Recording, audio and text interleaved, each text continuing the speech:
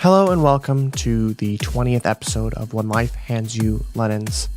This week's episode is very kind of special to me because Cheyenne Noelle has been a very dear friend of mine over the last couple of years. Though we've never met in person, she is an internet friend, but we connected kind of almost instantaneously when she originally reached out, and we'll share the story in the episode as to how that happened. But Cheyenne has been a very dear friend of mine since. She's been there for some of my dark times. I've been there for her. We've continually supported each other's writing and work and other projects that we've been working on, and she's just been an all-around great friend. So Cheyenne has been in some dark places. She's been in some very good places, and recently she's picked up a very good career job, and I couldn't be more excited for her. But I wanted to focus this episode on kind of motivation and keeping your spirits kind of lifted. We all go to those dark places. We all go to those really happy places. I've been there where you get really low.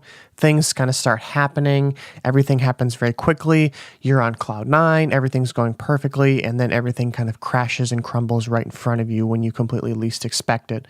So I wanted to share my side, and then I wanted to share kind of Cheyenne's story because hers has been very kind of motivating for me, and she's been very uplifting for me, and her story is very inspiring.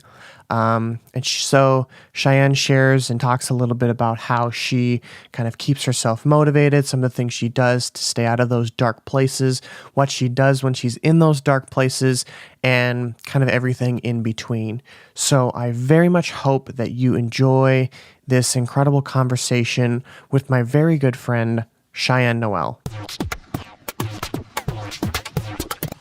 My name is Cheyenne Noelle. I am a writer, a content strategist, and a current corporate trainer at a marketing firm called Acquire, based out of Raleigh, North Carolina. Acquire is a huge sales and marketing firm that works with Fortune 100 clients like Apple, Samsung, AT&T, Uber, Airbnb, and some others as well, which is really cool.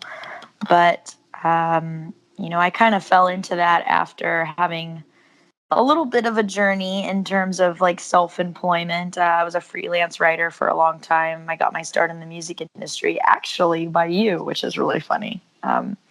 I totally was writing in Google Docs and just absolutely, just kept to myself with my writing, and until a lot of people told me that they liked my stuff and encouraged me to try to take it somewhere. And I just remember I still love reading music magazines, but I love following editors. I love reading reviews, and I just have I love to read and support other people's work. And I remember coming across a guy who was coming up at the time, a producer called Emmett Fenn. And I remember reading your review about him when he came out with that EP or something. And it was either his LP or EP. I don't remember, but I think it was an EP.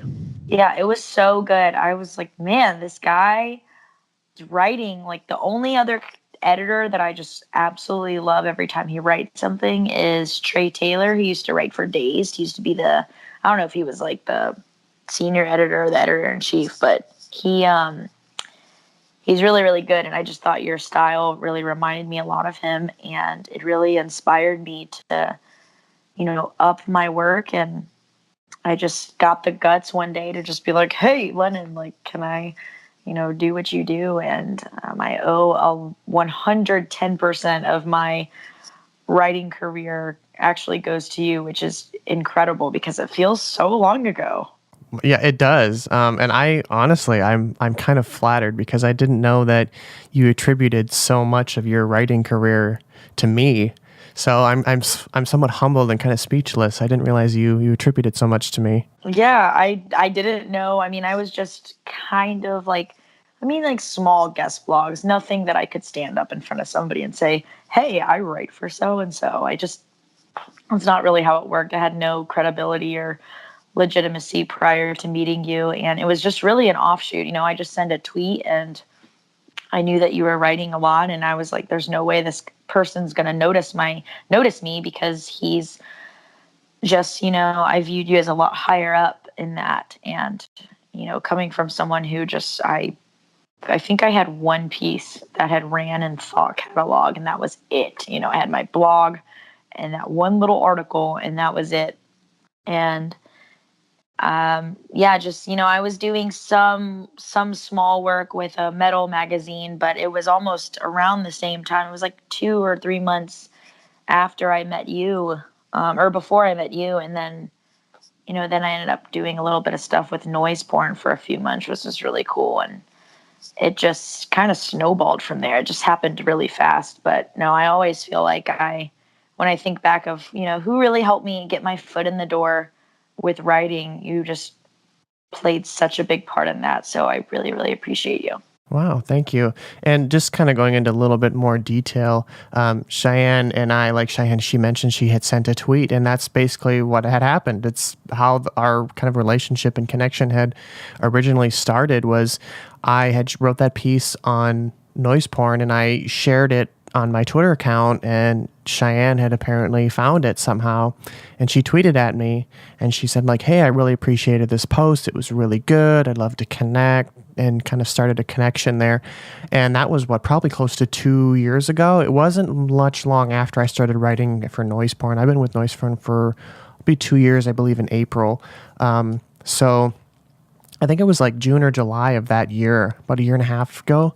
And we just kind of snowballed. We connected on Facebook, we connected, and we shared pieces together. We've FaceTimed and everything. We've never met in person, but we've connected elsewhere. We both kind of share very similar motivations. We have very similar passions and are very motivated by numerous things. So that's how we've kind of kindled our relationship still. And I'm still kind of appalled at how different, because this relationship with you has been so different than like any other connection I've had with other like industry professionals. So it's been kind of fun to take a different approach to a connection like that. Yeah, I love it. It was so organic. It was so unassuming, unexpected, organic, and it was a genuine. For anyone that's in a creative or even just someone who takes pride in their work, there's nothing like paying your respects and your dues and giving credit to someone who creates an incredible piece of art or something that I think is impactful. And I did that.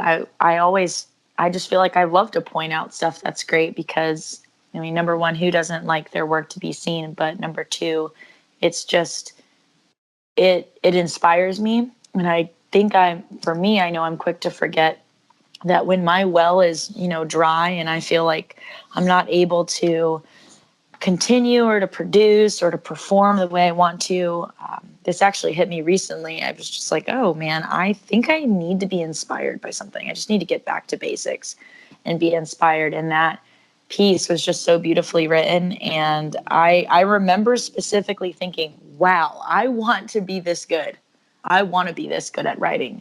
And I just plucked up the courage to say something. And, you turned out to be so down to earth, but just so quick to offer any insight and help. And, I feel like you and I have always been like, we've been far, like we still have yet to meet in person, but our professional relationship, I feel like it's kind of like, I know we're like a little team, and I'm just excited for us to get to wherever we want to be, wherever this destination. I feel like the bar keeps getting higher. Right. The longer that we're in the game. Right. I kind of want to keep it like, it's very cool, but I kind of want to keep it very like organic as we've kind of kept it, because I think like that's how it started. I think that's how it should continue to be very organic and not kind of forced like some relationships are. I think because we've had that good start with the organicness of the whole thing, I think it should continue like that and good things will come from it. 100%. I think that's actually really cool. It's a cool way to get reminded of just, I think that inspiration piece, and that I have such a soft spot for just organic connection and things that inspire me, whether that's through people or art or anything that interests me, and just kind of what that serves for me in my own life whenever I'm going through either I feel like you and I have shared some highs, and then we've shared some lows, like I've told you, and gone through some, I feel like I've gone through some mistakes or gone through some lows, or I'm not really feeling myself. And then I've also, I feel like I've gotten the privilege to watch you kind of climb and also take different direction with what you're doing. And now you have the podcast, and it's been really neat to support each other as we grow. It really has. It's been because like with you, you've done so many different things, and you've kind of taken, like, you've done, like, I don't know, 3 or 4 180s now over the last 2 years. And some people look at that as such a negative, and you have somehow turned it into something so positive. And you were doing like these live feeds with these other people and like motivating people on Facebook. And I just thought it was so cool, and some of the things that you had done, and you kind of transposed it into something so positive. And that's kind of why it's been so cool to watch you grow as well. But everything has just kind of happened to you, and it's been like you get going, and then things kind of crash down, and then you get going again, and then they crash down again. So that's just how it has worked. It's happened to me a couple times, but for you, it's just like, as I've been watching you, it's just been like, can she just please get a break at some point? Like, please, just like, she deserves it. Give her a break. So why don't we transition into your kind of getting into your foot in the door once we started our relationship and you had kind of started your writing career. Tell us what happened from that point, and how you kind of navigated through that. Right. And so, everything kind of snowballed. And I would say with the time that I started writing, 6 months later, not even 6 months later, I had landed an internship. Actually, I landed 2 internships in New York City. I only accepted one, but I decided to go write for Relics magazine up in New York City, and intern there. And I had this grandiose idea of the city, and I was just like a small town girl from North Carolina. I really had no idea what to expect. I'd visited before, but I just wasn't prepared. And when I got there, I'm not even going to lie, I was extremely beside myself. I was just so enamored with the city. And I had this idea in my head that I was going to come to the city and be chiseled into this incredible hard diamond of like work ethic and strength and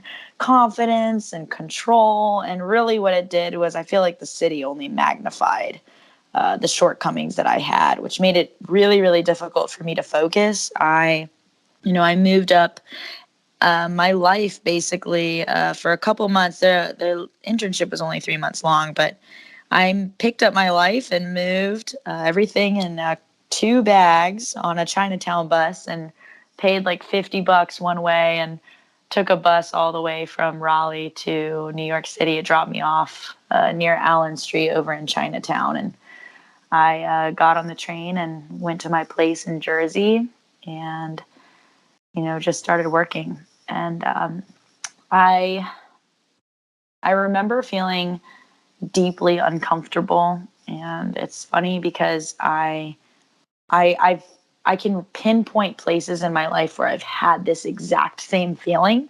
I'm actually going through that right now, and we'll get into that a little bit later. But where I'm extremely uncomfortable with my surroundings, and even more so than my surroundings, but more deeply uncomfortable with who I am in those surroundings. I am somebody who, to be transparent, I think we all have insecurities, and we all have pieces of weakness within us. And one of mine is that I just get inside my own head. I like loop things all in my head and come up with crazy scenarios. And, I just get really paranoid. It's just like, I'm just an anxious person. I've always been like that. And I've chose to take a step back, and, a long time in my life ago, where I'm like, okay, I'm going to learn how to control this and just kind of get through it. And so I've made that choice. So whenever I feel where I'm kind of off balance or misaligned, like I was in New York City, there is always a period, just like you said, where I'm doing really, really well. And because of my, not my inability to compartmentalize, but my lack of mastery at it, I know I can do it. It's just difficult for me. there's something that always happens. I got all the way, I wouldn't say got all the way up, obviously, because I didn't move past an intern at that magazine, but I'd gotten substantially in the music industry enough to where I kind of realized that it wasn't for me. And I had just moved my life up to Jersey. I had my son back in North Carolina with his dad, who I'm really thankful that he was so, I wouldn't say like supportive, like he was like, yes, go move up north to start a career, but he knew what I needed to do. So I had the ability to do that. But I had just moved, and it was just such an ego blow, man. Like, I can't describe the amount of internal embarrassment and humility I felt when I thought this is what I wanted to do. I love music. Both my parents were musicians and artists. I love music, and I just felt like the music industry made sense until I actually got in the music industry and I realized just the politics of it. And, it wasn't for me. I love writing, or I love listening to music and playing music. I don't necessarily love writing about music for other people, if that makes sense. And I really, unfortunately, had to find that out the hard way, which was difficult.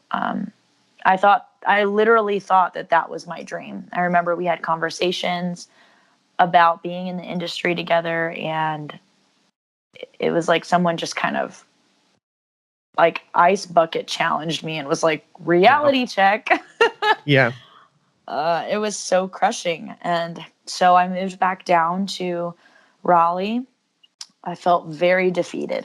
I was so beside myself. My confidence was at an all-time low. I just felt like I made a fool, especially because I had hyped up the fact that I was moving, and I really thought that I was going to begin my career there, which I kind of did. At the same time, I realized I wasn't supposed to be in the music industry. My personal writing started taking off and started getting noticed by people.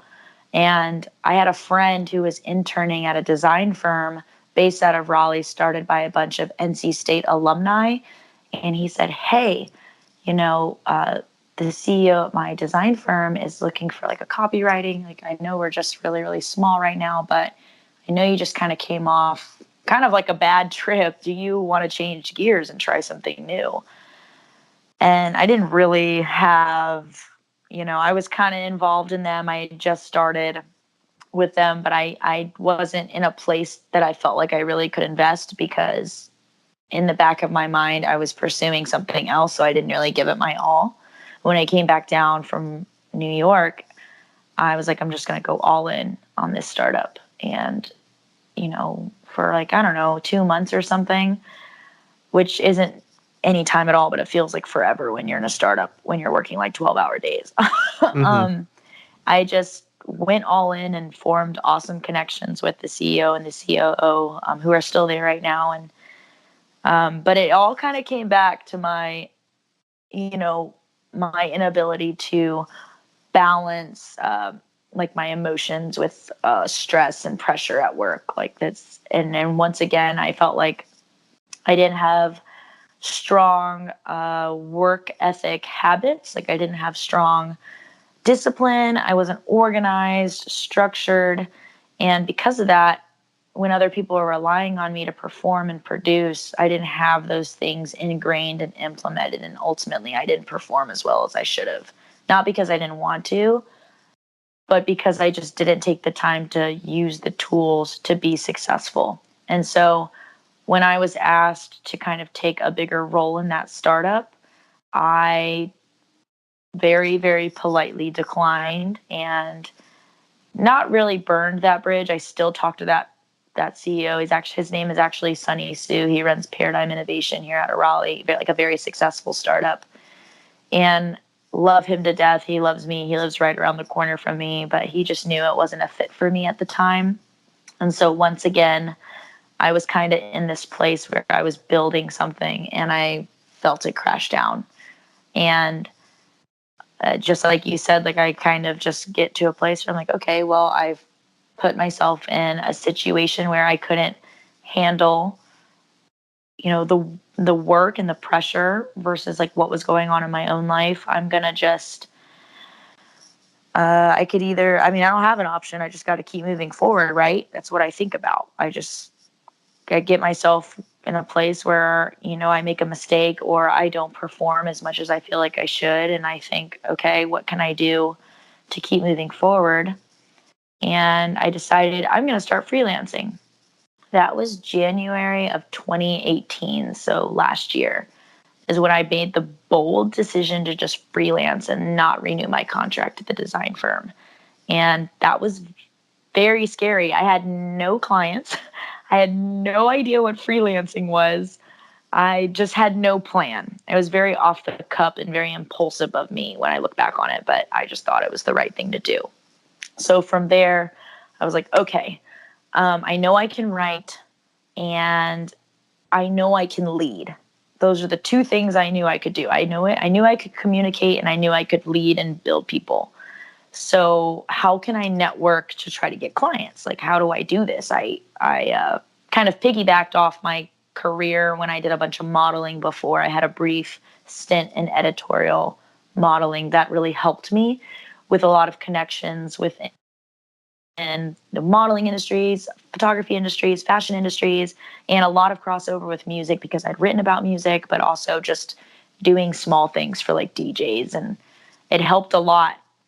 And just really put myself out there and made it known, hey, I'm kind of, I wouldn't say like rebranding myself as an entrepreneur, but I wanted people to know that that's the direction I'm moving in.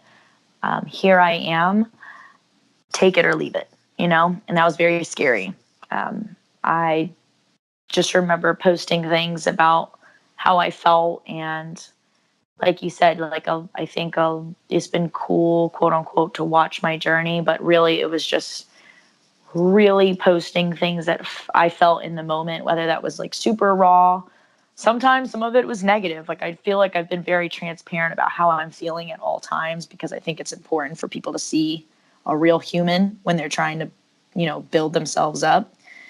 And it really worked for me. I got embraced by an entrepreneurial community online. They're called Next Gen. And it's a small community made up, I think, about 3,000 different entrepreneurs that span all over the world, but mostly within the United States.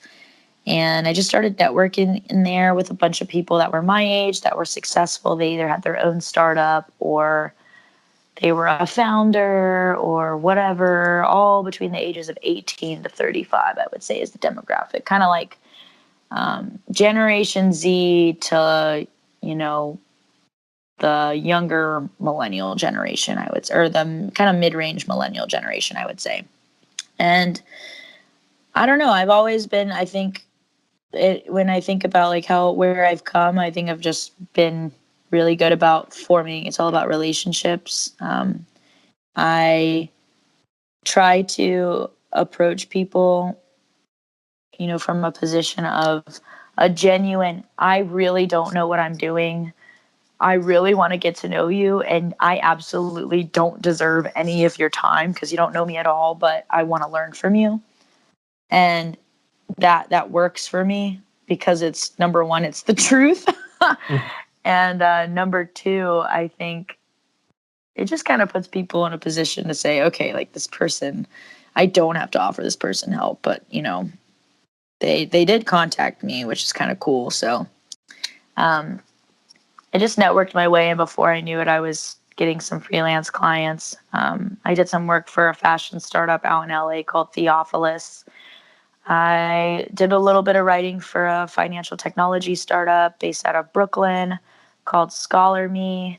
I really want to say ScholarMe just got valued at like 6 million, I think. They have tons of investment from incredible investors like Tedco Harbor Bank and Goldman Sachs and other different investors. And so I had the opportunity to work with them for a little bit underneath a contract, which was really cool.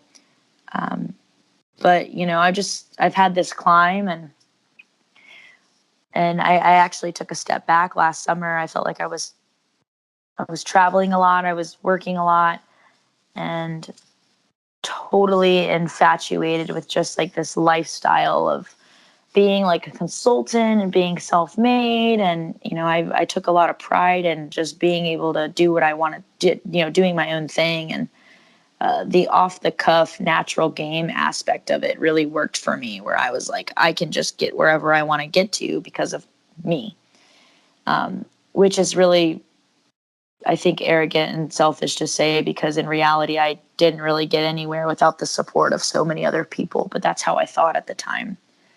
And I got to a place where, once again, my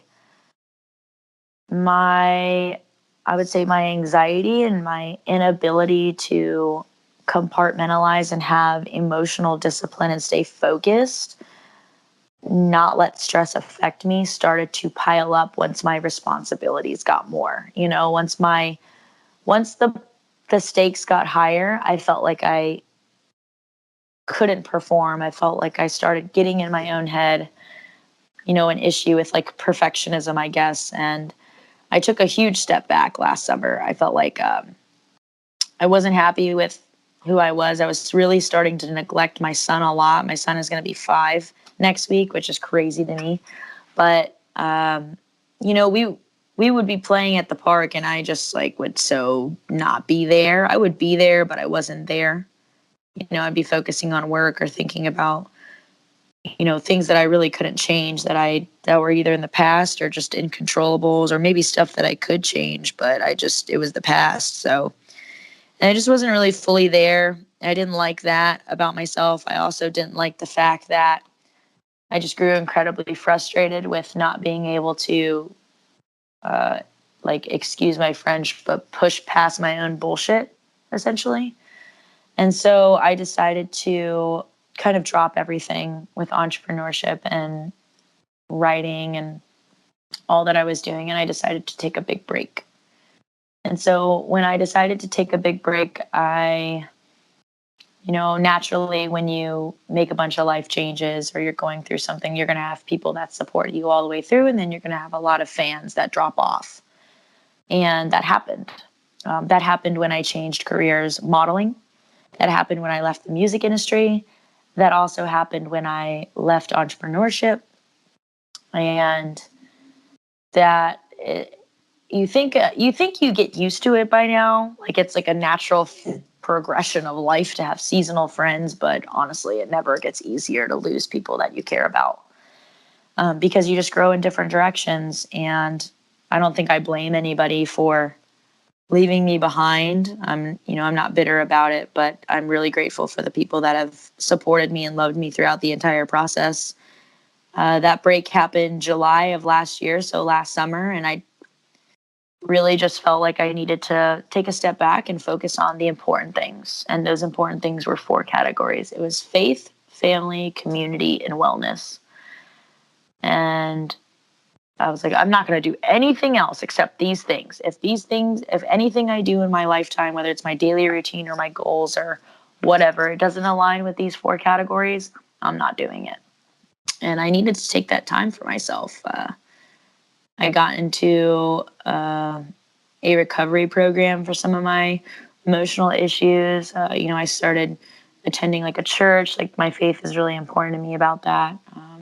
I deepened my connections with the people that really meant a lot to me, and, disassociated myself with people that didn't support me, who were just fans of my success at the time. And the whole time when I needed to provide for myself, I knew I was taking a break from entrepreneurship. So I said, okay, how can I pay my bills? I can't just take a break, I have to pay my bills. So I went back to waiting tables, which is what I did years ago. And I'm not going to lie, it was extremely humbling. I was like, I cannot believe I've worked for myself for this long, and I've come this far just to go back to waiting tables. That was my thought process. And I remember kind of hearing like a divine voice in my head saying, maybe that's your problem. Maybe your pride, maybe your inability to see that you are exactly right where you're supposed to be is holding you back. And so I just stuck it out. I feel like I was told and like commanded to stick it out and be patient and focus on my recovery. And I decided I was going to start applying for jobs a little after Halloween. It was like the 1st of November. And so I'm job searching, had a couple of different offers, and I got an interview with a company called Acquire in early December, and it went really well. And I got hired on December 13th. And kind of right from the start, I decided, okay, my thought process was I'm going to enter corporate America. I'm not going to go back to entrepreneurship. Maybe I need to learn how to be more structured. Maybe I need to be coached. Maybe I need, a little bit more routine and organization that I think a lot of entrepreneurs like what they think about employees, and they just laugh at them. They're like, oh, sounds so boring. I needed that. I admitted that I needed that. It was a really good starting point coming off of, taking a break for a long time from a recovery standpoint. And I wouldn't say it was a safe option. I was actually terrified. I was terrified of being an employee because I've always made this joke that I would never last in corporate America because I'd get fired because I just like to do my own thing. And I was terrified because it meant that I had to rely on other people. It meant that I had to seek coaching. It meant that if I made a mistake, I couldn't just end my contract and move on, like a freelancer. I had responsibility. I needed to be accountable. And that really attracted me to Acquire. When I first got hired, I think knowing all that, I came in very hot. I came in very just like me, I think I came in looking like I walked out of a freaking New York editorial, like a New York magazine editorial. It was ridiculous. I think I had like a white blazer on and like a red dress shirt and just like sunglasses and like, I just dress like I do, like the way that I like to do business. And that's always worked for me before. And I sit across from my promoting manager at the time, and he just like laughs at me. He's like, you have no idea, but working there has been one of the most humbling experiences that I think I've ever had. I've failed many times, and it's all been my fault. It's all been my fault. I've been extremely hard to manage, and I'm very difficult to coach because I'm just like a rebellious little prick. I don't like being wrong. I don't like being told what to do, but I know that I need it. Mm-hmm. And so, I don't know. I think when I think about how to get myself out of those situations, I'm in a rut right now, actually. And like you said, you've watched my roller coaster of success. I have been in this situation before. I've felt horrible about myself and felt upset and defective and inept. And this conversation is actually coming at such a perfect time because I've been asking myself exactly, Cheyenne, what did you do before to get out of this? And it always boils down to two options. Either you quit or you just show out. And for as many times that I've backed out of situations, I probably have had an equal amount of times where I've just been like, you know what, screw it. I'm just going to ball out and just go ham and show these people what I'm made of, show myself what I'm made of. And I don't know. There's a couple of reasons why I think motivation-wise. I would just say, number one, you have to really know your why. You have to know why you're doing it in the first place. Thanks for sharing that story. That was really kind of a detailed memo, and it was kind of humbling to hear everything and all those ups and downs, and life doesn't always go the way that you want it to, and sometimes you get to experiences that make you think twice about what you're doing. Like you said, you used to wait tables, and you did all this freelancing. You did all these successful things, and you came back and you went back to waiting tables, and you started at waiting tables, you went up to a really high, and then you came back down, and you kind of realized like this isn't what I want to do. This isn't, what am I doing? And it kind of makes you think, and I think everybody needs those moments in their life to, kind of realize where they're kind of going and really kind of think. They need that slap in the face to kind of like wake up and say, hey, Lennon, or hey, Cheyenne, you need to sit back for a day or two and just really kind of evaluate what you're doing. Are you going to get stuck here? How are you going to proceed from here?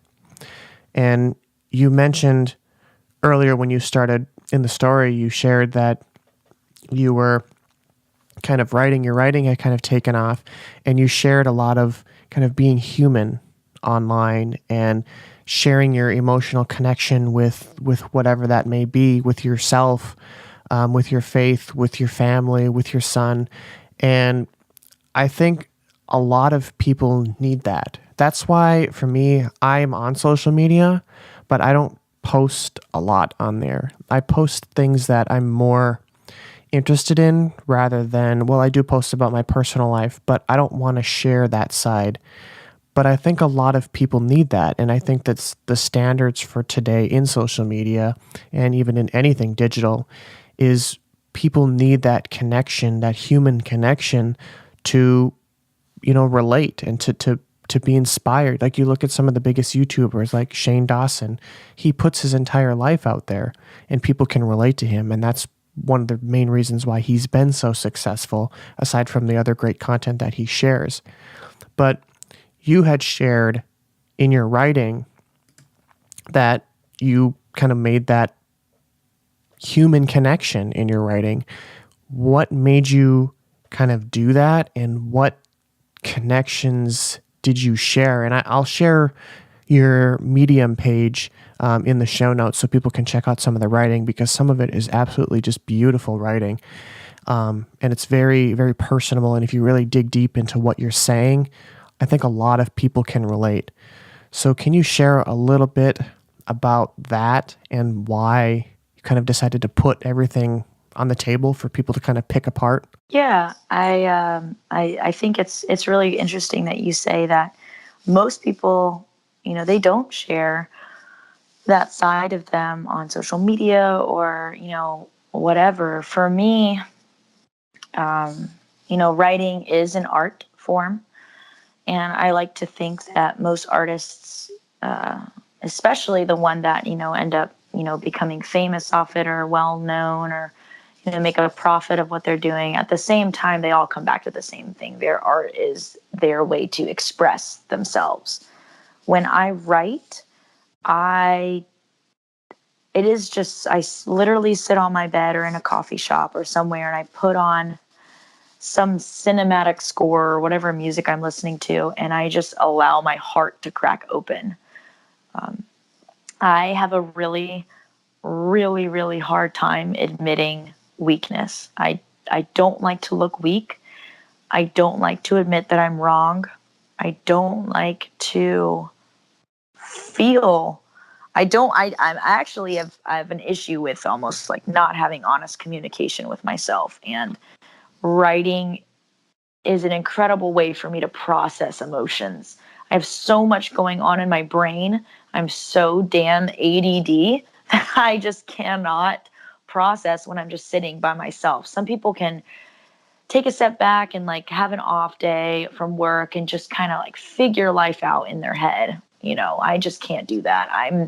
The more that I sit with myself, the more that I ruminate and just go into circles. I have to literally take everything that's going on in my heart and my head and put it in front of me so I can solve the problem.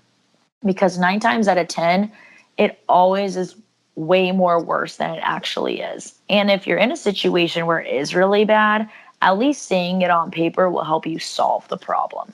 So that's how writing is for me. I think I'm drawn to the human connection piece, like you said, per se, really because I don't ever feel like I've had a choice. When I write, I vent. I think over time my writing has gotten a little bit more refined, and I've learned to make like stories and relatability pieces and lessons from my writing. But in the beginning, if you read a lot of my early work, it's just very raw, disorganized, and just like a blob of emotion, which, that was great.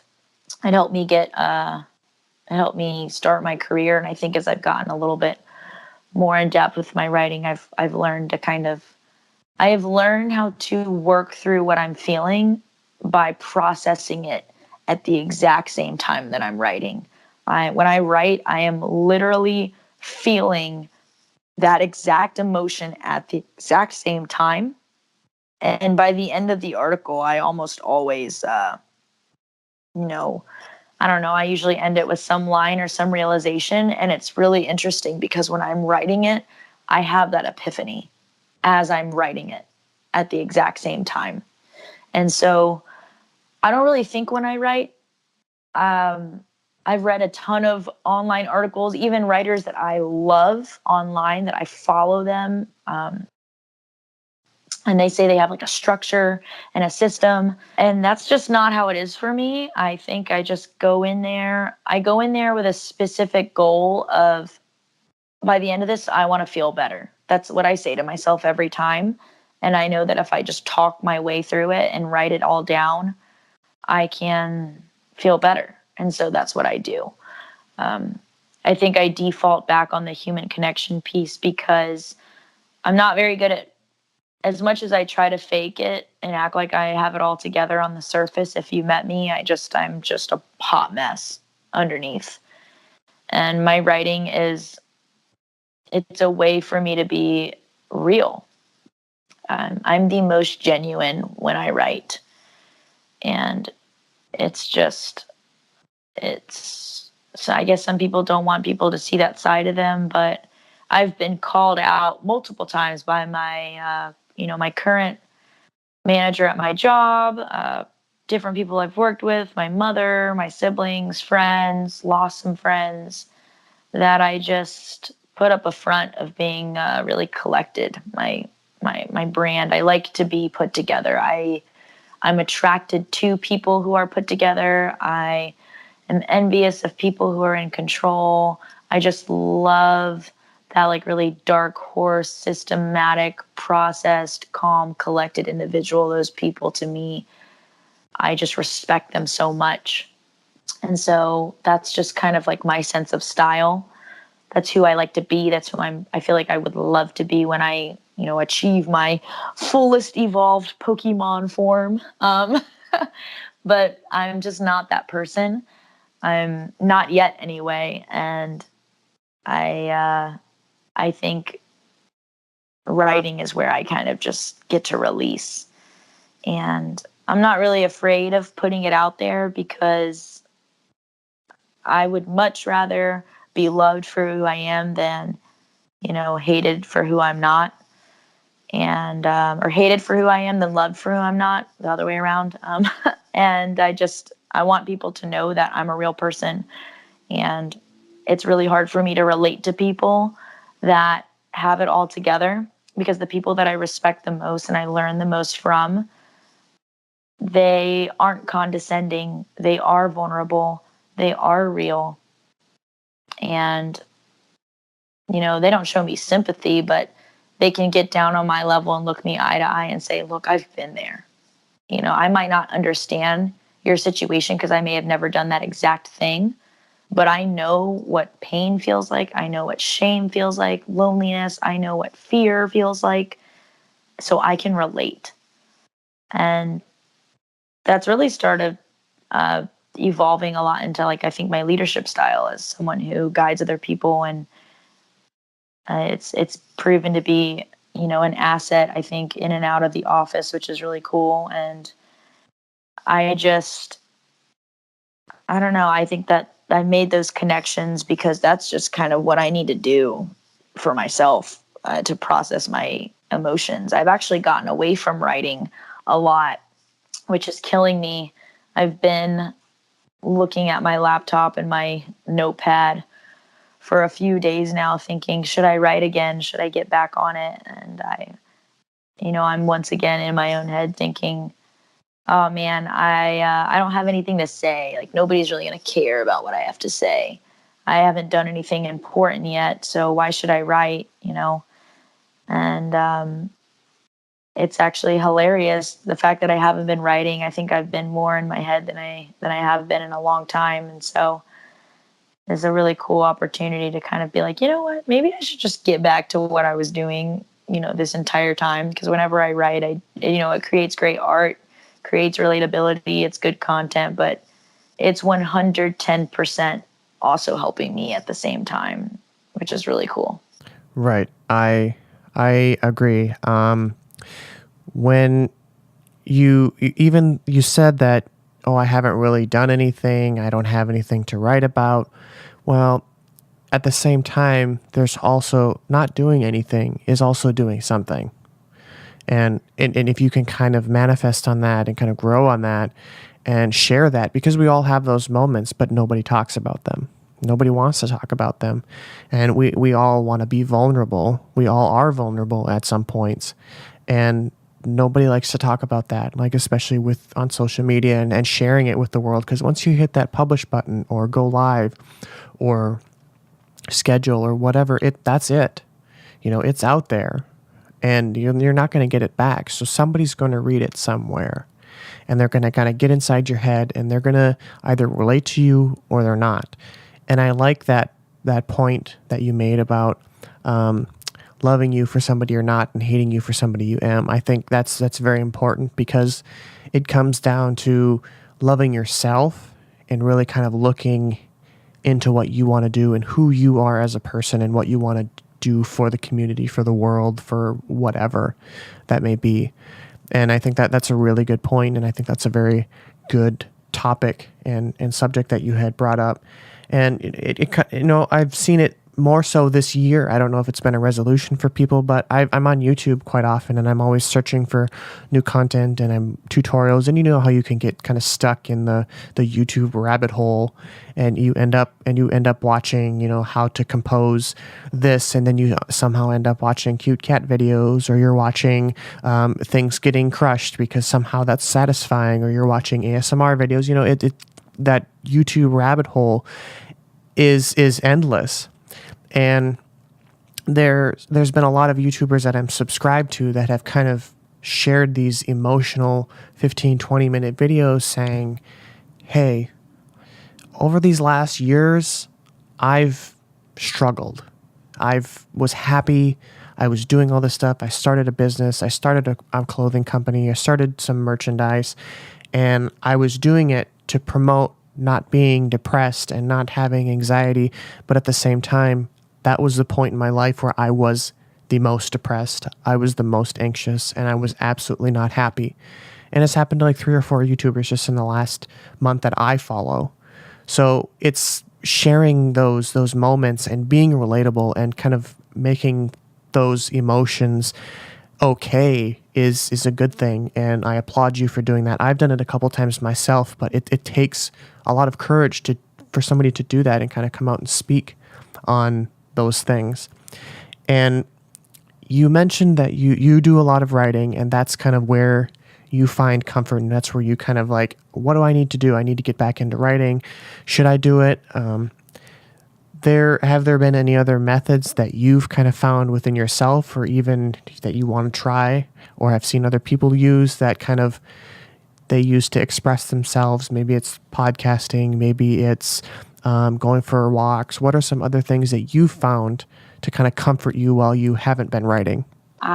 So what have I done right now? I have been a lot. Another outlet for me is exercise. I'm huge. I haven't been as on it per se as I have, but anything that gets my endorphins going. I either like to gravitate towards things that keep me really, really up and my adrenaline really up, or I do things to kind of let my mind rest and relax me, whether that's like spending time with friends, spending time with my son, exercising, I am going to be super honest when I say I just love to eat food and like drink tea, and will go into a bookstore and take a book and just drink tea, and or go into a coffee shop like a weirdo by myself and spend like 2 hours there looking out the window, and it just feels so good to not do anything.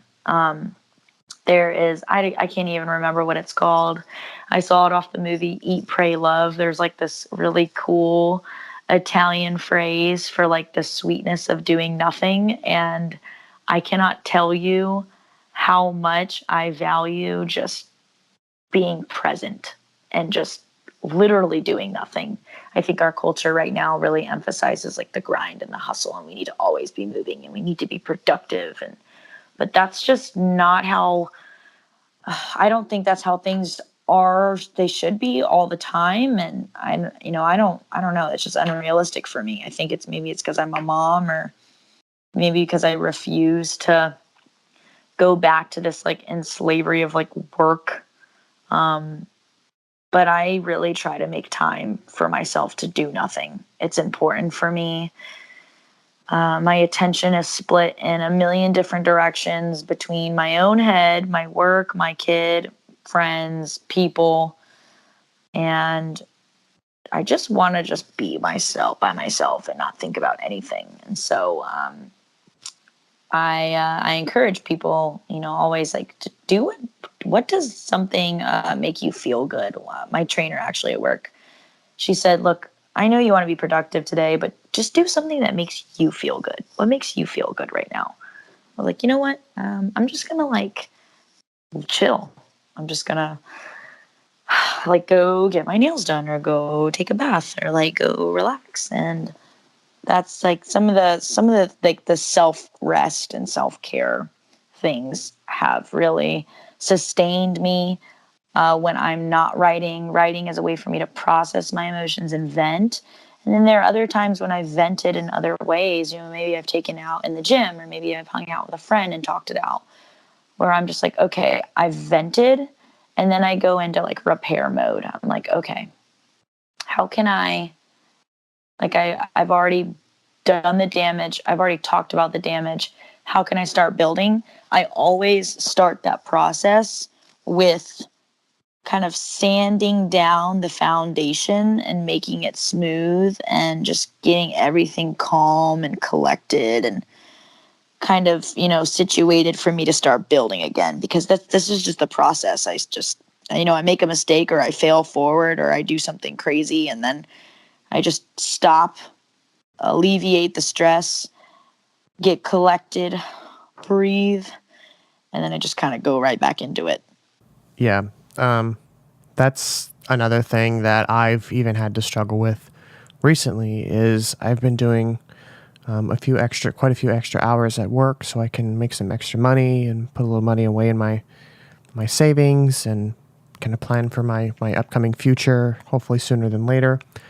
And I'm, aside from doing 60, 70 hours a week at work, coming home and maintaining a relationship and focusing on my podcast and writing and other prerogatives that I've involved with myself within the music industry. And I get so caught up, and I'm like, oh shoot, I forgot to write that article, or oh shoot, I forgot to do this, or I forgot to send this email, or I forgot to do this, or I forgot to make food. It comes down to that, or like you forget to do certain things because you get so caught up in your head, and you get so overwhelmed with everything. And I've had to literally force myself to just say, you know what, Lennon, today, yes, you've worked a lot and you've done a little bit throughout the week after you've got home from work, but today is just going to be a do nothing day, because you need that mental break. No computer, leave the computer off, watch a movie, go for a walk, do something productive outside of work. And a lot of people don't do that. And like you said, the society has kind of put that standard of, hey, you always need to be doing something. Hey, we always need to be working. Hey, you always need to be creating something, or you need to be doing this, or making money, or spending time with somebody. When in reality, that's not true. We just need that day or two for ourselves to kind of regather and kind of refocus ourselves for the upcoming week or month or whatever. And it's important. It's very important. We both witnessed it firsthand and how you're working so much. I've always been a workaholic, and it sounds like you've always been very hardworking as well. And you kind of put other people sometimes before yourself and your emotions and your career, and then it kind of comes back and it bites you in the butt. And it sucks. It really sucks because you have to come back and reevaluate, and it comes at the worst time possible. It's like, oh shit, I should have done this last week, so now I could be prepared for this thing, but now I won't be able to take a break, and everything kind of comes full circle, unfortunately. So taking that mental break is so important. And I know you talked about earlier when you were sharing your kind of your story that when you moved to New York, and it was kind of a very humbling experience. I had an episode, one of the first episodes on the show here was me moving away and going to school and how it kind of benefited me. But on the flip side, that can also kind of be a negative thing for some people, and it's not for everybody. Like for me, I'm from a small town up in Minnesota, and I moved all the way down to Orlando, Florida to pursue my passion and dream of attending the university that I had went to, dreamed of for 3-4 years prior to graduating high school. And I moved down here all by myself, and I didn't know anybody. And I'm assuming you kind of had that same thing when you went to New York. You moved from North Carolina all the way, took a bus all the way up there, all by yourself with a couple bags to your name, and you just kind of went for it. And you kind of realize that this isn't for me. For me, it was for me. Can you shed some light a little bit more on that side of it not being for you and why that's okay? Yeah. So I think and I have a fear of failure. Like everybody, I think, has a fear of failure, um, Off. which is, you know, sad. But I also think that, you know, it's important to remember that just because something isn't serving you anymore doesn't mean that you're necessarily quitting, right? I'm a firm believer. It's like a fine balance. It's like, don't give up. If you're in something, if you're committed, follow through, do it. But there had gotten to be a certain point where I had to really stop and ask myself, like, why am I doing this? Why, you know, what am I doing? And I had to have that honest conversation with myself. And unfortunately, I had waited to the point, I was significantly in my own head a lot. And I felt like, okay, I have to make a decision. I have to be able to have that conversation with myself if I'm going to continue with what I'm doing, or maybe I should turn a different direction. And I fought a lot inside myself. I asked myself, is this for me? Do I want to do this? There were a lot of variables at stake. I had to lay everything out on the table and, ask myself, what was I hesitant about? Why did I feel the way I did? I had to first admit how I felt, identify it. I had to honor my feelings and honor what I was feeling and allow myself to know that what I was feeling was valid and that it was okay. And then after that, I had to say, okay, well, like, what am I going to do about this? Can I see myself staying in this? And even if I pivoted and went to like a different magazine or like a different sector of the industry, would I really be happy? And I just knew right away. It was like, it was just like, I did not really think about it. I just knew that it wasn't for me. I really thought it was the same thing with modeling. Like, I felt like I'd started to make so much headway and I was starting to get attention and I was about to start pursuing acting. And then I just realized, I don't think this is for me. I don't think it's for me.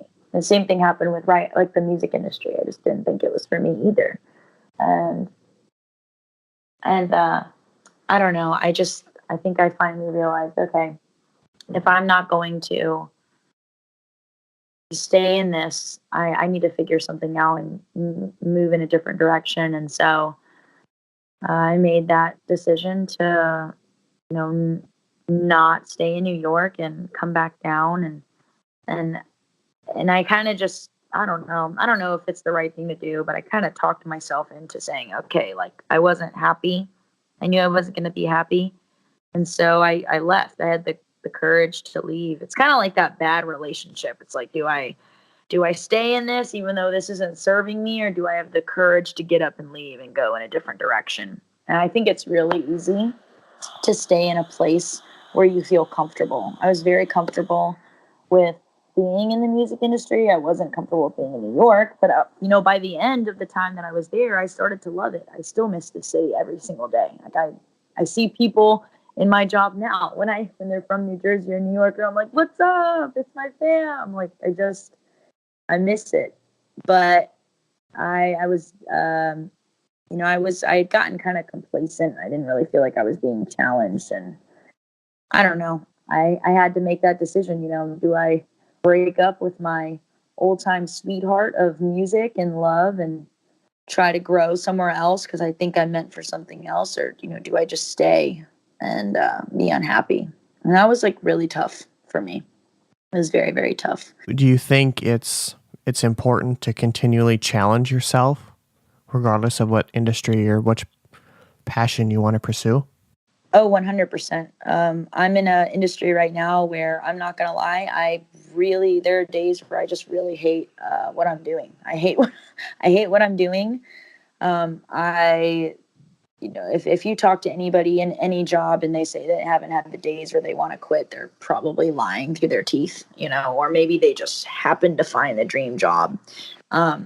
But once the honeymoon phase is done with whatever industry or position you're in, then you get to the real meat and potatoes of what you're doing, where it starts to get hard and you start to get challenged and you're being molded and shaped, and you're failing and making mistakes and given more opportunities to come back from that. That's really like, I think, the biggest indicator of what you're made of and how much you can handle. I'm in I call it my ugly phase. I'm in an ugly phase at work right now. I got promoted, and immediately after getting promoted, things became a lot harder because that's what happens when you get promoted.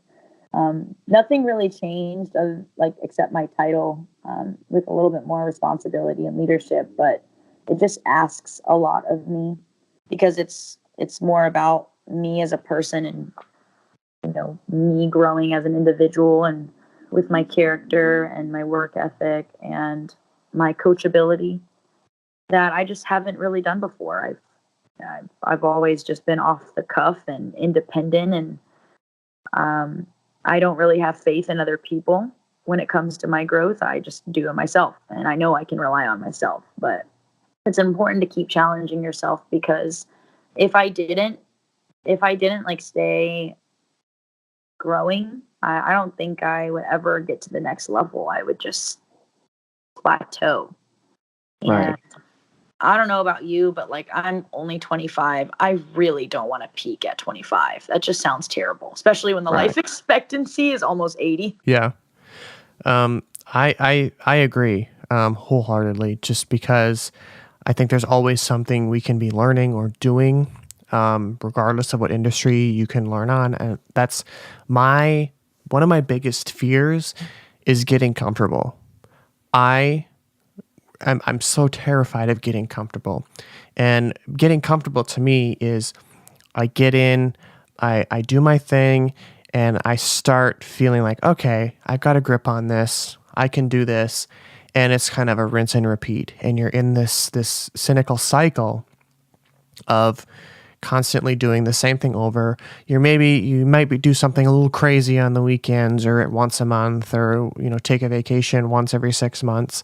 But when you're not pushing yourself outside of that cycle, that's what scares me. I don't want to get into that, and I'm terrified of me doing that. And that's kind of what I've realized recently in the last probably 3 to 6 months. I've been like, okay, I'm starting to get comfortable. I'm comfortable at work. I enjoy my job, which is why I'm staying active in the other things that I'm doing outside of my full-time job, because if I was just doing my work and coming home and doing the typical 9 to 5 work week, I would put myself into a big depression because I've never been like that. When I start getting comfortable, I got to find something else to do or something to learn or something to pick up on. And I just don't want to ever get comfortable just because just thinking about it just terrifies me. And I'm sure it sounds like you're kind of the same way because you always are challenging yourself. You've kind of had those moments where you kind of come back and you're like, well, crap, I need to kind of figure this out. What's my next move? So when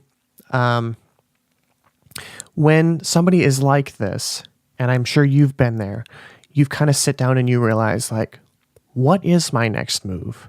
And kind of in that period, while you're figuring that out, you've kind of validated the question, and now you're trying to figure out in that kind of limbo status, what are you going to do in between there? What are some of the things you can do to find challenges, or what are some challenges you should be doing that can keep you open and your mind open and free? Yeah. So that limbo period is right, and it's cool because it's the most uncomfortable period to be in because it's a period of ambiguity and uncertainty, and most people they don't enjoy feeling not in control of their own life. That absolutely terrifies me. And I'm the first one to admit that that's me. Like, I feel like that's me all the time. I feel like I'm just like at the mercy of just like life because I'm just like, all right, well, I'm just gonna like take it as I go, and I have confidence in my ability like to overcome anything. But I'm just like, oh man, like whatever life has to throw my way, like I know I'll get through it. But ways to stay like challenged in that limbo. The limbo is the most scariest and uncomfortable part, but it's actually where the magic happens because you're in the pressure cooker. Like that you're being tested, and I know I'm being tested right now. On a bad day, I'm like, I just want to quit everything. I'm like, screw this. I'm just gonna quit and crawl in my bed and just like go to sleep and not talk to anybody. Which I've done. I've done many, many times. I like to isolate when I get in a place of weakness, and I just, I beat myself up, and I don't want anybody to look at my face. And but like in the moment when I'm trying to think of some challenges and like things that I can do in that limbo period, I don't know. I think it all boils down to like positive self-talk and just like a way of routine of being able to kind of tap into that inner power and like help yourself. At the end of the day, I really do believe that it doesn't matter how many mentors you go to or how many coaches you go to. That at the end of the day, the person that has to put in the work and pick you back up is yourself. And I kind of just tell myself, like, for me, I tell myself, like, I am strong. I am a mom. Like, I am capable. I've done this before. I've survived way worse than this. So what is the deal? Like, and I think like constantly reminding oneself of past struggles and kind of logic myself to death. Like, I'm just like, I've been through this. I've done this before. I when the going gets tough, like, am I just gonna like quit? I'm a really, really, really, really, really, really competitive person. With myself, and with other people as well. I don't like being second place. I don't like not being the best. Right now, I'm being challenged because I'm not the best at all. By any means at what I'm doing, but it just all comes down to like, I think that like self-talk and that belief, and also constantly telling myself, like you said, like you have a fear of complacency. I have a huge fear of mediocrity. I'm just so terrified of being basic. Like, I'm just scared. I'm so scared. And I had a lot of like maternal guilt and like just personal guilt about wanting to be more than just like, the girl that was, a mom and worked hard. And like, I just feel like I want to do more. And so I've stopped beating myself up about that and feeling like such an anomaly. And I've embraced that. And I'm like, okay, well, with all that power comes like a lot of responsibility. which means that I have a responsibility to stay dedicated to my own personal growth. I have a responsibility that I carry to be great. And so what I do with that responsibility is just, I think it speaks volumes. And as much as I fail, and I know that I'm going to fail, and failure is inevitable, I just know that it's better. Failing forward, failing is action. And action is better than doing nothing. Like, I don't care if it's like the worst failure ever, but it's better than just staying complacent and stagnant. You know what I mean? Mm-hmm. I completely agree on that one. Simply because being mediocre, like for me, with my extreme work ethic and my like perfectionism, when I get into a project or a job that I really, really am like, hey, I really like this. I could do this for like 20 hours a day and not have any issues with it. But when I get in and I do that, that has to be perfect. Like, it has to be perfect. It cannot be mediocre. It can't be halfway done and then publish it. It can't be anything. It's got to be nothing short of perfect in my standard. And I do it with music. I'm working on a song now, and I just keep opening it. The song is done, but I keep opening up the project and tweaking it, and I keep messing with it, and I need to stop. But that's because I feel like it's mediocre. Every time I open it, I listen to it, and I'm like, I feel like there could be something more. I feel like it's missing something, but really it's not. Everything is there. Like in my other songs that I've done, like everything is there, but I just keep opening and tweaking it and like continually adjusting things. And I'm like, gosh dang it, I need to stop doing that. It's very difficult to do once you get into that kind of realm. And I'm sure you've experienced it numerous times where like, I feel like this is done, but you keep tweaking it and you keep tweaking it. I'm sure you've done it with your articles. I know I've done it with my articles as well. So I read it and I find something else. Oh, it should have this. I read it again. Oh, it should have this. Oh, I forgot to erase this, or I forgot to add this. And you keep changing and changing and changing things. One thing you had said right before this was you had said, you don't want to be basic. And I think that word is very kind of memed out, but at the same time, there's still a lot of power behind it. Like people come in and they say, oh, you're so basic, or oh, you're so this. And there's not really a meaning behind it. But when you say, I don't want to be basic, you have to strive for excellence, that really has a lot of power behind it. And so how do you stay not being basic? How do you be exceptional all the time? Or how do you be exceptional when you get into those kind of moments where you're like, this is something I need to be exceptional on, and it cannot be basic? Right. I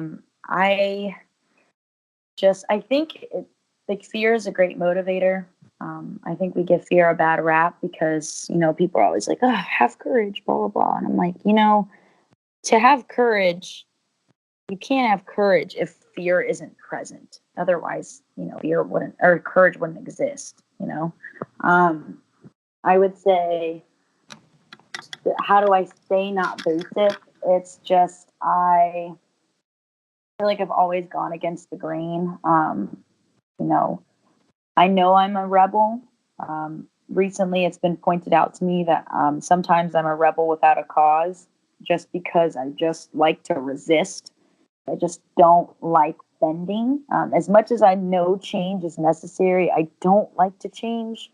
I just don't trust people, and I just don't trust situations. The only thing I trust is myself and what I've done in my own experiences. But the problem with that is that if you're inexperienced as a young person like me, it's not good. You need to rely on other people's expertise and experience to get you somewhere, And I think how I try to strive for excellence is I continuously, I don't know. I'm not saying perfectionism is the answer, because I think perfectionism is a horrible, I wouldn't say it's a disease. It's just like it's like this cancer that like weighs me down, like I just want to be great. Like I've had so many conversations where I've literally screamed at the top of my lungs or like, what is your problem? And I'm just like, I just want to be great. Like, I just want it to be awesome. And how do I stay not basic? It's like, it's that fire. Like, the day that I look myself in the mirror and I allow myself to say, this is okay. Like, this is permissible. I just get scared of losing that. There's a fine line between beating yourself up and saying, like, no, this is okay. Like, it's fine. This is excellent work. I know that line. I know that balance. I know when I have to say, okay, I'm being too perfectionistic. I need to just calm down. Like, this is great. I'm just beating myself up. Versus like, no, this shit sucks. I need to step it up and like make sure it's great. It's about caring. You have to have some kind of passion or heart involved to keep pushing. You have to have that. For me, it's like a fear mixed with a life mission to honestly be better than my parents, be better than my situation. I just don't want to be. I don't want to be like, I love my mom and my dad, but I just don't want to be like them at all. I don't want to just be potential. I can't handle that. Like, I can't. Like, I don't know if that's selfish or like narcissistic or what, but I want to be great. I don't want to be basic. I don't want to just be mediocre. I don't want just the normal, like 9-to-5 secure life. Like, I just want to chill. Like, I want to be great. And I want to be remembered, not because of just the fame part, but because of the impact.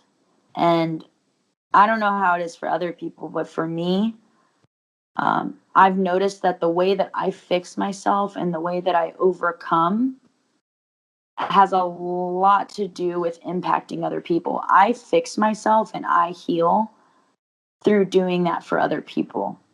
And I don't know how like messed up that is or how unhealthy that is, but it seems to work for me. Like, when I'm not doing well, I write, or I pour into other people and I focus on other things, and it just makes me a better person, and it keeps me fresh.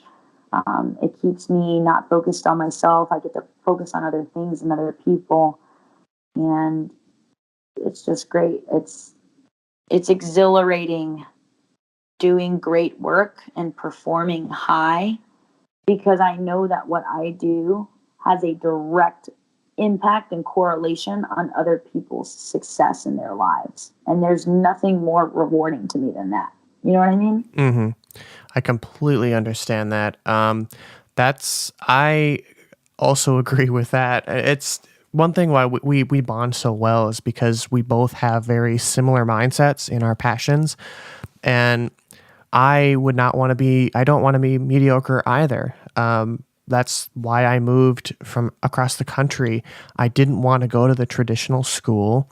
I didn't want to go to become a teacher. I didn't want to go to become a police officer or a doctor. I didn't want to do any of that. I wanted to pursue a career in the music industry. And some people looked at me like, what the hell are you thinking? Like, what, like, there's no, like, that's not like a soluble thing you can do. And I told them, I'm like, watch me. And I'm just like, I will find a way. I'm one that I will not take no for an answer. I'm going to figure it out. And some people kind of go back on that. They go to school and they become a nurse. And I'm not like defuncting any of those, those jobs. We need those professions. We need police officers to keep us safe. We need doctors to keep our health. We need nurses to take care of us while we're healing. We need all of these professions. We need all of these people, and I commend those people. But it just wasn't for me.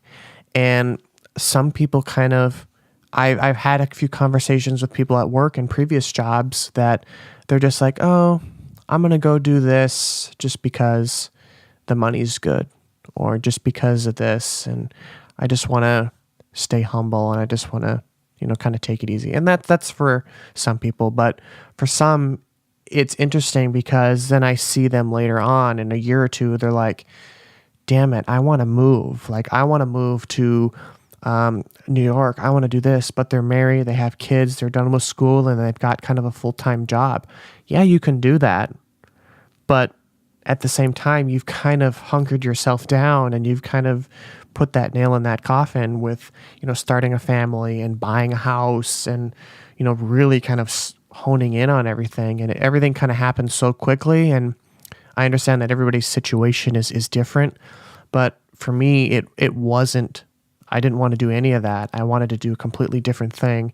I wanted to stand out from my high school classmates. I wanted to stand out from the other people that had graduated. I want to stand out from the people in my hometown, and because I want to be able to share a message, I want to be able to share a story that, yes, it can be done. You just have to put the mindset to it. You just have to have the passion and the right dreams to kind of pursue.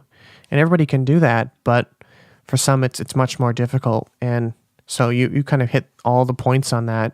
Fired on all cylinders, as one of my former instructors used to say, with not being basic. And I don't want to be like my parents. I don't want to be mediocre.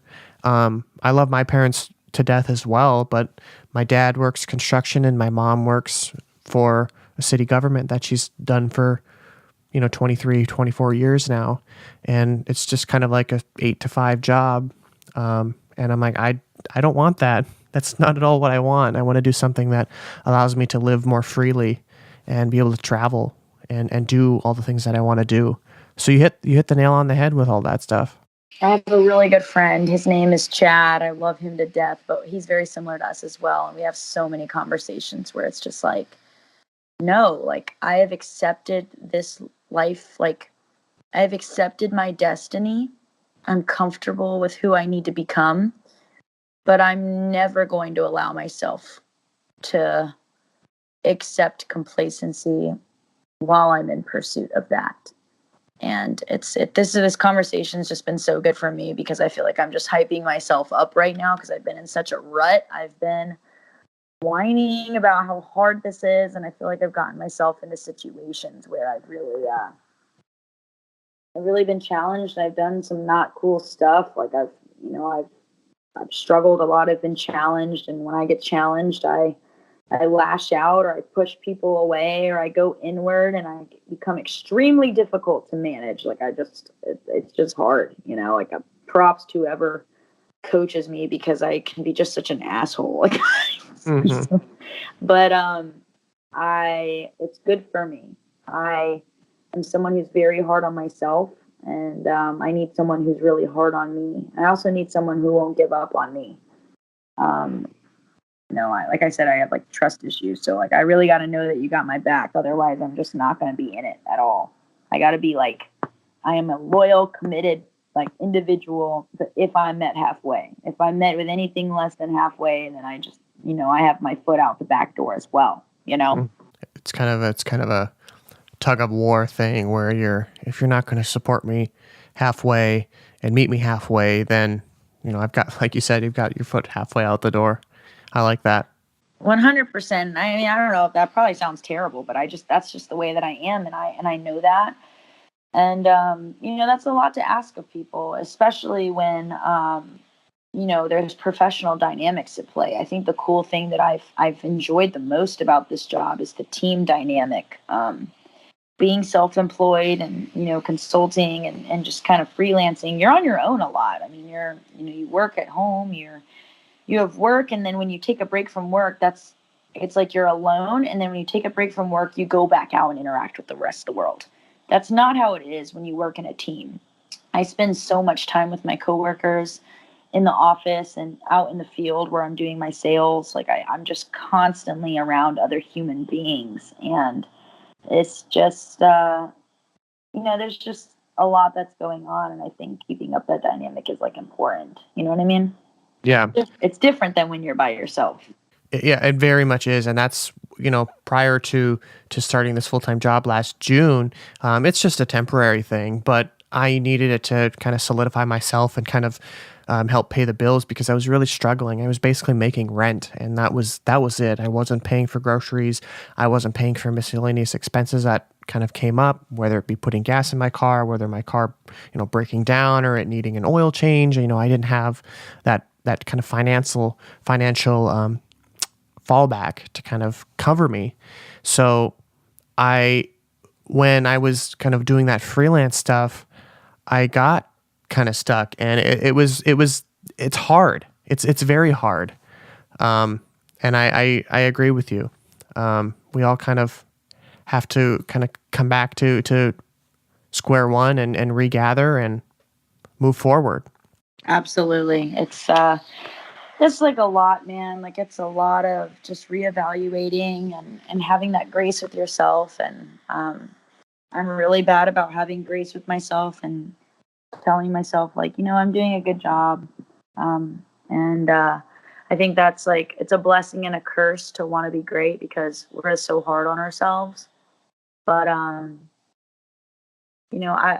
don't, I think if I had to talk about what I could work on the most, it would probably be learning how to have more grace with myself and cut myself some slack and to remember that I'm young and I'm growing and I'm doing the things that I need to do to try to be successful. I just, I have to just keep owning up to my mistakes and try to do better next time, Mm-hmm. And that's hard to do because we all kind of, like, I even struggle with that. We've talked about it quite a bit throughout the episode is kind of owning up to our mistakes and kind of coming back to square one and being like, you know what? Maybe I did mess up and I need to kind of rethink my next step or two or three. And that's hard to kind of admit. And it takes a lot of courage to do that, and it takes a lot of power within yourself.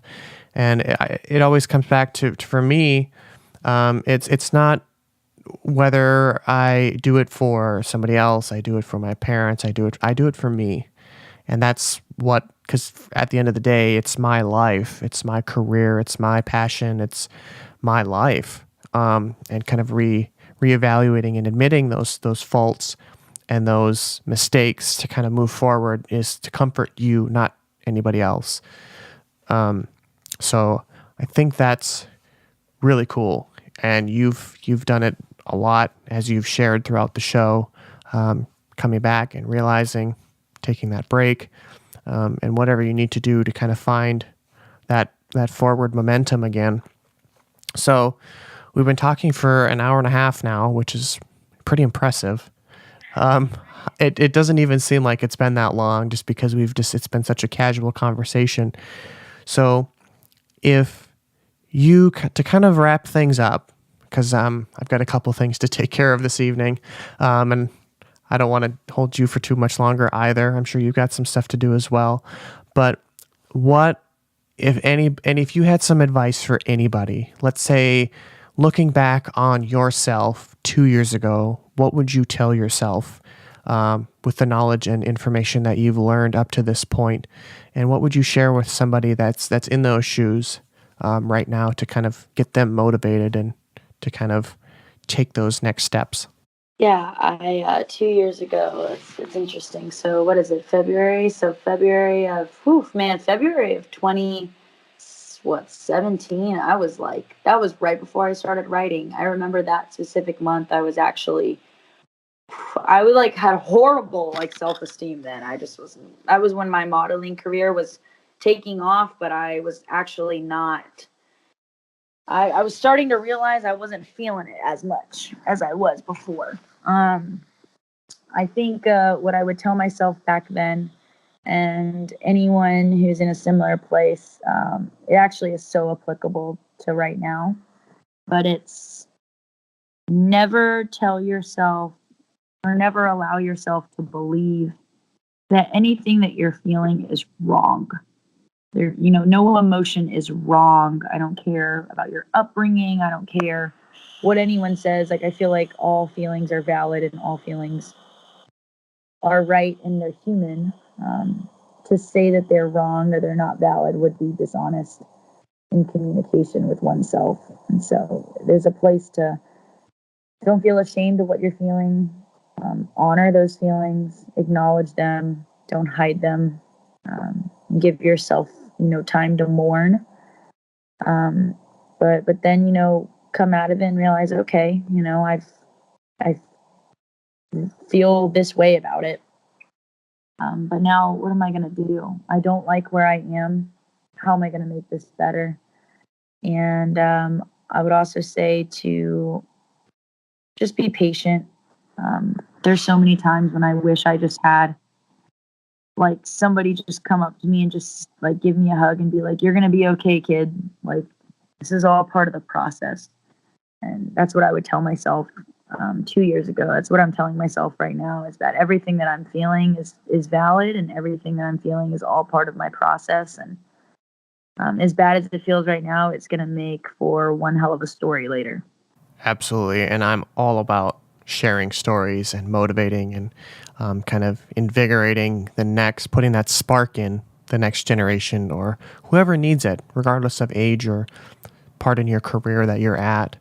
So to kind of further wrap things up, I just want to thank you for taking this hour and a half to chat with me and share your story, and some of it personal, and some of your ups and your downs. And I'm sure the audience and the listeners alike will also appreciate you taking the time as well. Thank you. Yeah, I just thank you so much for giving me just the opportunity to speak. And yeah, for anyone that's tuning in, obviously Lennon is the bomb.